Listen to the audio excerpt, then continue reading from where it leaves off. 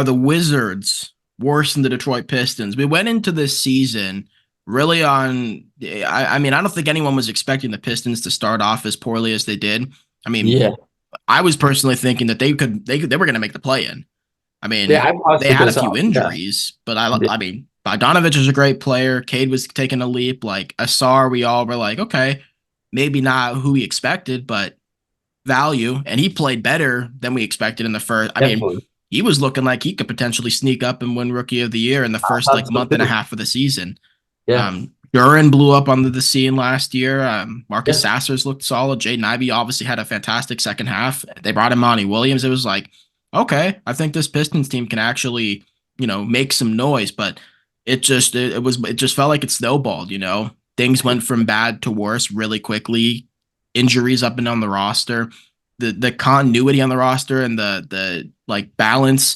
We've talked about it ad nauseum with teams. It's like having a plethora like the Warriors, way too many guards. I just Mhm. way too many. Pistons, so many centers. They had so many. They Way too still many. do. Way too Yeah. many big men, not enough wings, not enough defensive wings, like 3-and-D kind of guys. I mean, Asar can't even shoot that well, but Yeah. he's a defensive wing. They have a very poorly constructed roster. So Agree. that on top of Cade getting hurt for a little bit, Jaden Ivey not playing much, Duran having his injuries, like it was just kind of a mess to start the season, and the Pistons really just let it snowball, and it went on and on and on, and obviously they broke multiple records for the worst losing streak in NBA history, cumulative single season, all that stuff. So the Pistons had a really poor start, and the Wizards have less than an excuse. Now, Yeah. nobody expected the Wizards to be that good. I don't Mhm. think anyone was like the Wizards are going to be a sneaky play-in team. I mean, we all like Tyus Jones, great Mhm. guard, one of the better like backup point guards, or at this point, I mean, with the way he's played, even maybe sneaky starting guards, depending Yeah. on the team he's on. I mean, Tyus Definitely. Jones back in Minnesota. I mean, I know they re-signed Mike Conley, but like, Yeah. you telling me Tyus Jones doesn't fit there? Um, but you got Kuzma. I like Kuzma. I think Kuzma has a good game, but Yeah. I don't really know how much of a leader Impact or winning. yeah, Yeah. exactly. Jordan Poole, we all expected Jordan Poole to average like 25 points per Yeah. game minimum. And it's been very Oh short. my God, Yeah. he's been horrifyingly bad. Very bad. Um, Very, very, very bad.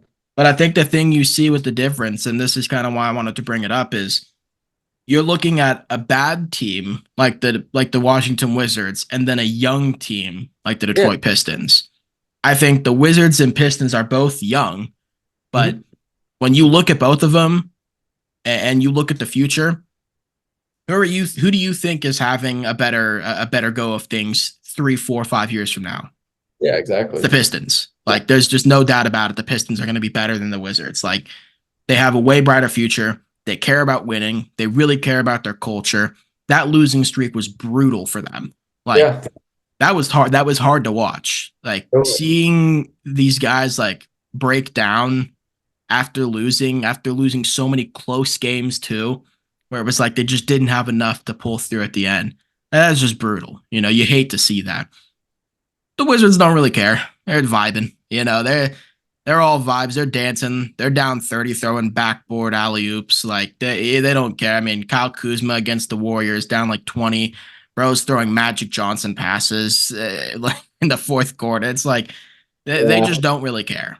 They Um, don't. they're not really concerned with winning, which is hilarious because they went into the season and Jordan Poole and Kyle Kuzma like we're here to build a winning culture. We both have championships. We're here to really bring winning back to what it's like.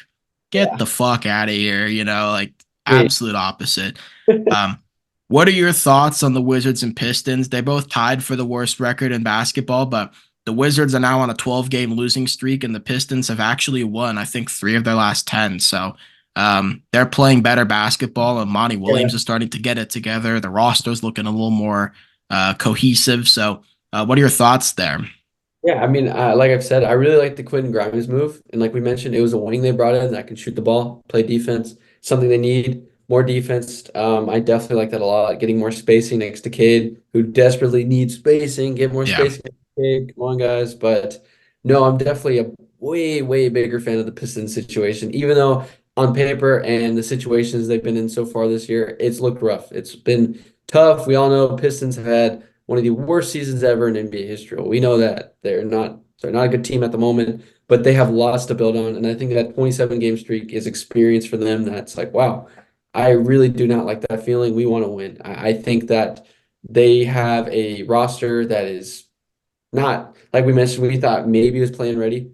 Not yet. Obviously, it's not yet. We know that now. Next year, wouldn't be very surprised. They get a pretty good pick, I'm guessing. There's lots to build on there. Now, when I look at the Wizards situation, not so much. They did get picks in return for Bradley Beal and other players and such. Don't really know why they didn't trade Denny at the deadline. The dude has crazy value. You just re-signed him. I get it. It was a nice contract for you. You could have got lots of assets for him. Yeah. You're kind of just holding him hostage there. He's definitely a win now player, and you're kind of just holding him there against his not his will, but it's just like it doesn't really make sense to me. Same with Tyus Jones. Why keep both of them when they can benefit playing for a contender while also netting you a bunch of assets at the deadline? It just kind of seems like malpractice in Washington a little bit. I definitely think Kuzma coming out and saying, I want to build a winning culture here is kind of like, hey, I want a paycheck. They're going to pay me. That's all I get from Kuzma at the moment. I'm not falling for his, I want to build a contender here. It's really obvious that situation. It's not it. And we, Jordan Poole, I don't even want to get started on him. He's arguably statistically one of the worst players in the league this year. Yeah. Horrible in like almost every category in basketball this year. I don't know if there's one positive thing he does. He's inefficient scoring the ball, inefficient passing the ball, god awful defender. I don't really know what his purpose is at the moment on this team besides like he's just kind of a chucker right now, Yeah. and he's just for fun. He's just a fun player to watch, I guess. But even then, it's like okay, I don't know where you build from here. Bilal, like you mentioned, he's shown flashes of being a very solid player, but definitely needs polishing for sure. And I think And we he's all also kind of like his peak is a role player. He's not exactly like there's at the no star moment. potential. Yeah. At the moment, for me, he kind of looks like he can be like a different version of Denny. Like that's all I get from him. Just a really lengthy, taller, defensive playmaking type guy. But maybe he can develop into someone like Siakam. He has a similar frame and such, but Yeah. like that's kind of a stretch because Siakam kind of came in with a lot of college experience, while Bilal, I think, is 18 or 19. He's very young. So, I mean, sky's the limit for the dude, and I hope he gets more minutes next year. But yeah, I'm not a big fan of Washington's situation, man. Not at all, because, yeah, they have a lot of stuff they could have did, I think, at the deadline that they did not do. And I think they're going to regret it. I think getting off of Gafford was huge, and I think you kind of not that they got fleeced, but I kind of think you could have probably gotten more for him for what he is, but Yeah. it is what it is. I think the Wizards situation is definitely not a very good spot to be in. I definitely think they're probably bottom five places I'd want to be in the league as a GM. Yeah. It just does not look like a good situation. And it there again, the looking for like when you're a fan of a bad team or when you're on a bad team, you're not thinking about okay, this team sucks. You're thinking about like okay, down the road, is there improvement? Down the road, does it look like there's a light at the end of the tunnel? Like again, with Detroit, definitely. Yeah, It's yeah, there. The sure. guys on the team want it. Like Yeah, they make it known. I think it's pretty evident that they want to succeed. Like yeah, there's no one sitting there like complacent, happy with how things are. Like they expected to be in the play-in hunt this season, and it was devastating for them that things just started off as poorly as they did. But you're seeing right now again, like we like less than a month and a half ago, like they were the worst basketball team record wise of all yeah, time, and now we're looking at them pretty like confidently saying they'll probably finish with a better record than the Wizards. yeah, And that's insane. That's insane to think, but that's like the difference between a team that's hungry and was losing for reasons outside of wanting to win yeah, versus a team that's like, yeah, we're bad, but we also don't care that we're yeah, bad. We're not here to improve. Like, yeah, we got some young players, but we don't really care. We're not developing them properly. They're not real. I mean, again, it's like, okay, you've got Denny, You've got a guy like I think Bilal's hurt, if I'm not mistaken. Could be. You got a guy like Johnny Davis who has I mean, he had a better second half last season in Yeah, his he rookie did. year. He's The had some okay moments this year, but yeah, he's a rough situation for him. yeah, I don't know if Johnny Davis is the answer for Washington, but like you've got Poole and Tyus Jones there. Yeah. How do you expect Johnny Davis to really flourish if he's playing behind two other point guards Yeah, and you didn't move exactly. Tyus? Yeah, Exactly. It's nonsense. It's beyond me. It's like you're a young you're a team that's horrible. yeah, You're relatively young. Why not move off these veteran players that are going to get you assets? It's not like yeah, you're getting nothing for them. Like Tyus, you could have gotten a few picks off of. yeah, Denny, I could have gotten a good amount of stuff for because he just signed a cheap extension, and for what he brings as a three and like I don't want to say 3 and D, but like he's a relatively decent shooter. He's not the greatest shooter. yeah. Defensively, he's And you didn't even have to move him either. yeah, If you just moved Kuzma in the offseason, like there was no purpose for you to re-sign Kyle Kuzma.